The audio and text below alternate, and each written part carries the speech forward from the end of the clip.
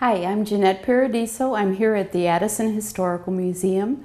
We are located at 135 Army Trail Road in Addison, just south of Addison's Village Hall and Police Station.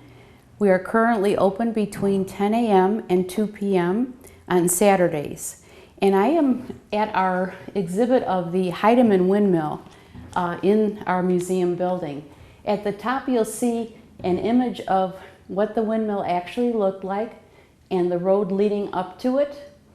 These are photos of the Heidemann farm on which the windmill was located.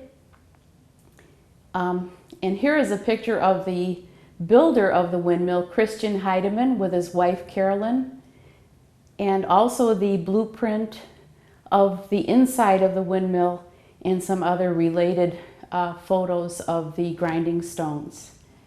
We also have a little tray here of dried grains such as wheat and corn, oats.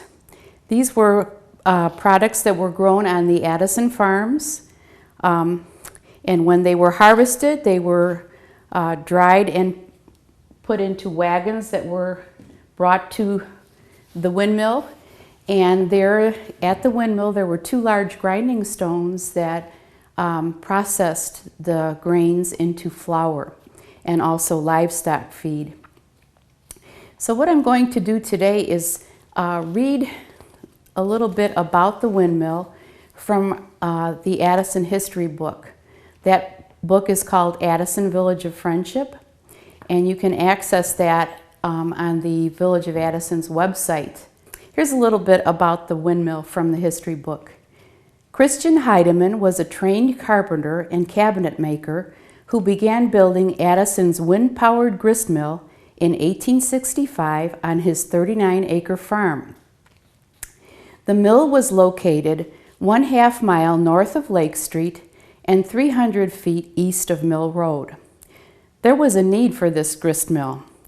William Rodermund had closed his steam-operated flouring mill that was located on the north side of Lake Street, and then Louis Stunkel converted it into a cheese factory.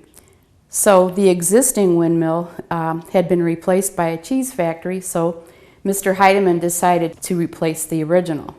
Mr. Heidemann's eight-sided windmill measured 30 feet across at the foundation. The foundation was made of fieldstone, and it also measured 15 feet across at the base of the mill cap.